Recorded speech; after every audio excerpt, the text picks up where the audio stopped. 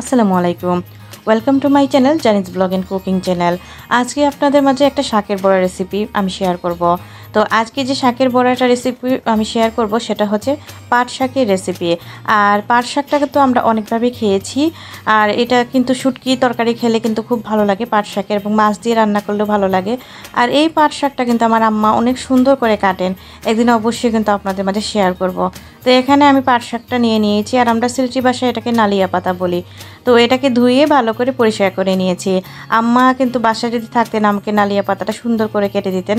আমি কিন্তু একটু বড় বড় কেটেছি, কারণ আমি নালিয়া পাতা বলেন আর যে কোনো শাক বলেন আমি কাটতে পারি না, অনেক মোটা হয়ে যায়, আমার মনে হয় হাত কেটে যাবে ওই রকম।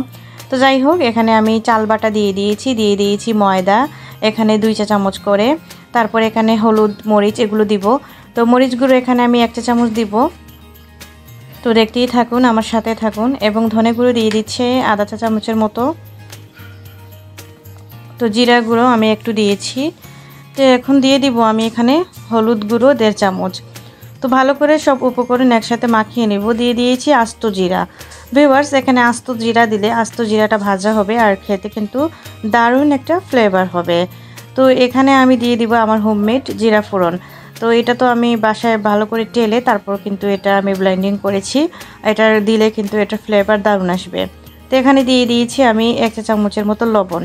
আমি আর একটু দিয়েছি, যেহেতু শাকের পরিমাণটা একটু বেশি আছে। আপনারা চাইলে এখানে নতুন আলু দিয়েও কিন্তু করতে পারেন। তো আমি কিন্তু এখানে পেঁয়াজ দিব। তো পেঁয়াজটা আমি একটু বড় বড় করে এভাবে রেখেছি, যাতে এটা কামড়ে পড়লে ভালো লাগে। এবং অনেকে কিন্তু যে কোনো বড়াতে বলেন, পেঁয়াজুতে বলেন বা যে কোনো বড়াতে বলেন এই যে পেঁয়াজটা কম দেন। পেঁয়াজটা বেশি করে দিয়ে দেখবেন কিন্তু অনেক দারুণ হয় খেতে। আমার কিন্তু অনেক ভালো লাগে পেঁয়াজটা বেশি হলে বড়াতে, সেজন্য আমি কিন্তু একটু বড়াতে বেশি পেঁয়াজ দিই। তারপর কিন্তু এভাবে হাত দিয়ে ভালো করে কষলিয়ে মাখিয়ে নিচ্ছি। তো ভিউয়ার্স, এখানে আমি যে শেডটা করব সেই শেডটা একবার কিন্তু আপনারা ফলো করবেন, কারণ এটাতে কিন্তু আমি কিন্তু এই যে বড় বড় আকারে করে ভাজবো না, নয়তো কিন্তু এটা ক্রিস্পি হবে না খেতে। মোটা মোটা করলে পেঁয়াজু বা যে কোনো ধরনের শাকের বড়া খেতে ভালো লাগে না। তো আসলে এক এক ধরনের রান্নার স্টাইল এক এক রকম, এবং খাবারের স্টাইলও আরেক রকম, কারণ মানুষ সবাই সমান না। তো এই তো এখন আমি ভালো করে কষলিয়ে নিয়েছি, এবারে দেখিয়ে দিব সেইটা। তো এখানে আমি যে চালের যে পানিটা ছিল সেটাই দিয়ে দিচ্ছি এখানে, যাতে এটা একটু দলা পাকে। তো আমি কিন্তু বেশি পানি দেই নাই, বেশি পানি দিতে যাবেন না, নয়তো কিন্তু এটা বেশি একটা লাচা লাচা হয়ে যাবে। আর পানি বেশি দিলে এটা কিন্তু হাত থেকে একটু গলে পড়ে যাবে। তো আবার ভালো করে কষলিয়ে দেখিয়ে দিচ্ছি এখানে আমি শেকটা কিভাবে দিব। এভাবে যদি আপনি দেন তাহলে কিন্তু পাতলা থাকবে এবং ক্রিস্পি হবে ভাজার সাথে সাথে। এই যে দেখতে পাচ্ছেন যে শেকটা এরকম, জাস্ট এরকমই আমি দিয়ে দিব। আমি কোনো হাত দিয়ে মোটা মোটা করে দিব না, এইভাবে করে কিন্তু দিব না। আমি একটা শেক দেখিয়ে দিলাম। এইভাবে করে যদি আপনি দেন তাহলে এটা ভিতরে কাঁচা থাকবে বা এটা ক্রিস্পি হবে না।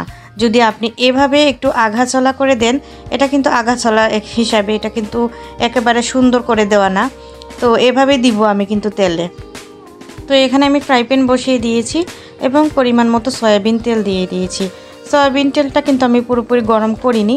এখন দিয়ে দিব এই বড়াগুলো। তো এখন কিন্তু এই শেড করে এভাবে দিয়ে দিব। আমি কিন্তু একেবারে সুন্দর করে দিব না, যদি বেশি সুন্দর করতে যাই তাহলে ভিতরে কিন্তু মানে কাঁচা থাকবে এবং দেখতেও ভালো লাগবে না। আমি এভাবে কিন্তু পাতলা পাতলা করে সবগুলো দিয়ে দিব। এখনও কিন্তু তেলটা গরম হয় নাই, কারণ তেলটা যদি বেশি গরম হয়ে যায় তাহলে কিন্তু উপর দিকে পুড়ে যাবে আর ভিতর দিকে কাঁচা থেকে যাবে বড়াটার। তো এভাবে পাট শাক একবার বাসায় করে খেয়ে দেখতে পারেন, অসাধারণ একটা ফ্লেভার, অসাধারণ একটা মজাদার হয়। এবং আপনারা চাইলে কিন্তু এখানে কাঁচামরিচটা অ্যাড করতে পারেন। আমি কিন্তু এখানে কাঁচামরিচটা অ্যাড করিনি। তো এই তো হাতে একটু সময় নিয়ে কিন্তু আমি ভেজে নেব। তো আমার আজকের বড়া বানাতে 10 মিনিট লেগেছে। তো এই তো আমার কিন্তু বড়াটা হয়ে গিয়েছে এবং কমপ্লিট। আপনি চাইলে এটাকে সাদা ভাতের সাথে খেতে পারেন এবং বিকেলের নাস্তা হিসাবেও খেতে পারেন। চায়ের সাথে কিন্তু এই রেসিপিটা জমে যাবে। তো আজকের মতো ভিডিওটা এই পর্যন্ত। যদি ভালো লাগে লাইক কমেন্ট শেয়ার এবং সাবস্ক্রাইব করে আমার সাথে থেকে যেতে পারেন। আজকের মতো এই পর্যন্তই। নতুন ভিডিও নিয়ে অবশ্যই হাজির হব। সে অবধি সবাই ভালো থাকবেন, সুস্থ থাকবেন। থ্যাংকস ফর ওয়াচিং অ্যান্ড আসসালামু আলাইকুম।